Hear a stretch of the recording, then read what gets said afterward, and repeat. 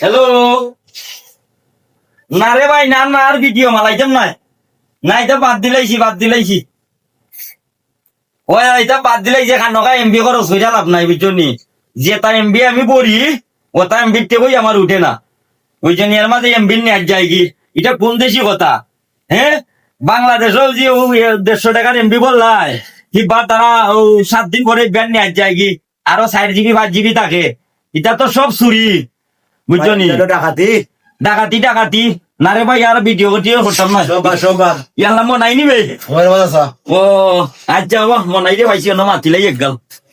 আচ্ছা রাখ। কিতা বড়া, কিতা দেখ রাই বইয়া এমবি রে বললাম এমবি নিয়ে দিয়েছি কি ম্যাচ গেছে কি? বাংলাদেশও তো কারবার খাটি। এমবি বললাই, মিনিট কাট বললাই, ন্যাচ যায় কি? বুঝছো নি? ন্যায় থেকে লাগি যাইছো বেটা, আমার রুজি দি, আমার গ্রামের পরিশ্রমের টাকা দিয়ে আমি এমবি ভরি, মিনিট কাট ভরি।